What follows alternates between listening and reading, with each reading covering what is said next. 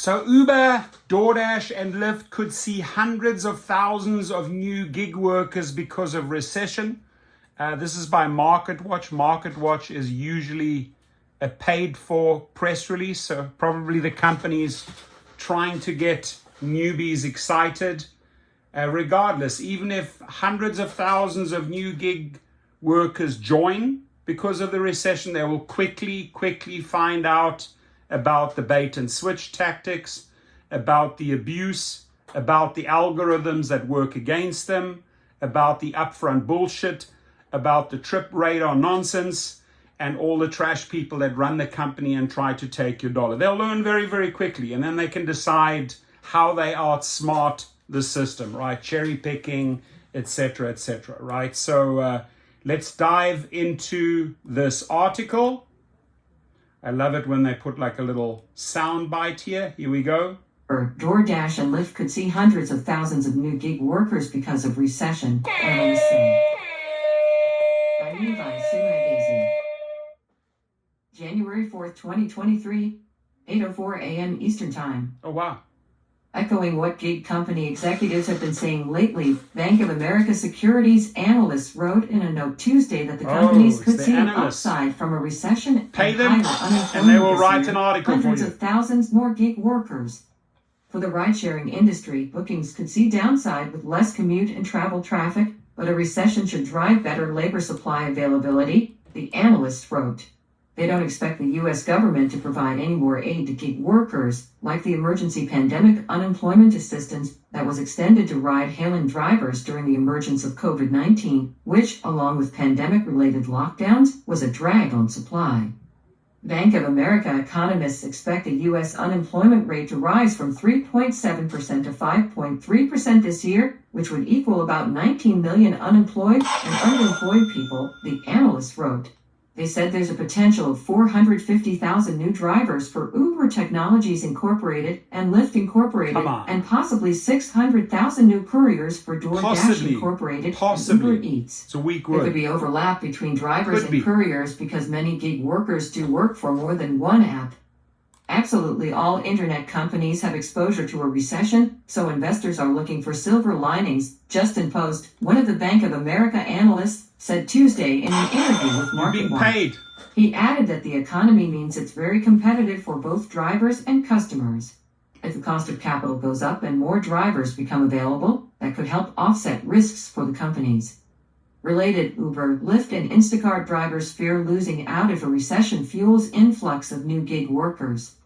Because of the expected rise in supply, Post and his colleagues said in their note that Uber, Lyft, and Doordash shouldn't have to spend as much on worker incentives and therefore should see a boost in take rates. Right, no In incentives. ride-hailing, if Uber and Lyft reduce incentives by 25% per driver, the analysts expect Uber and Doordash to see 0.6% and 1.3% increase in take rates, respectively.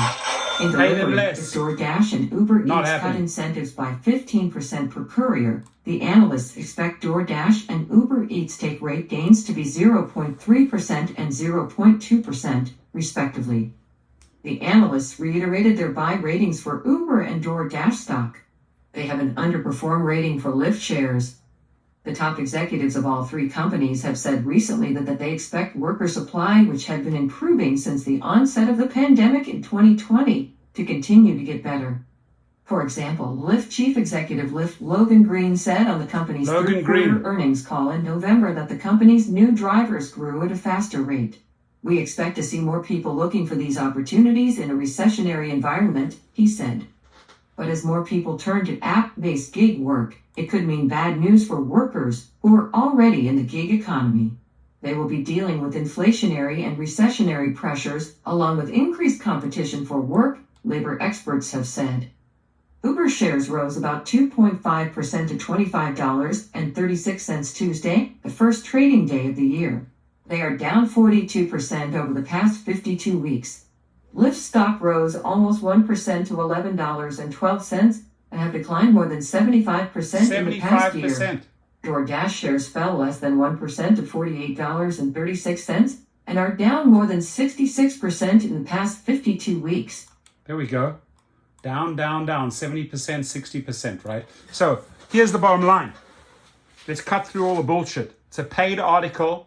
Bank of America, some insider releases this info, tries to make these three companies look good. They want to beef up this is all about beefing up the stock price. The real smart people see through this, right? This is backing a dead horse, not happening. They say, oh, there's thousands and thousands of different drivers are going to be joining the platform. I'm sure a couple will join, but like I said in the very beginning, Bank of America, they will figure out quickly that if there ain't no money on UberX, ain't no money on Lyft, they're going to move on, start their own companies, start their own limousine companies, private chauffeur companies, private for hire companies, but they ain't going to drive for Lyft and they ain't going to drive for Uber. I'll tell you that. So do share, right? Your comments below. Please stay safe. Super exciting announcement coming soon. Well, cat's already out of the bag. Mayday strike. 5th month, first day, Mayday, global strike. I've been asked by numerous heavy hitters, unions, and organizations to organize this. And I answered with a resounding yes. Yes, I will.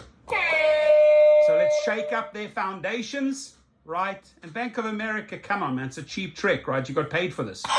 You got paid for this to make Logan Green look good. You got paid for this to make Tony Zhu look good.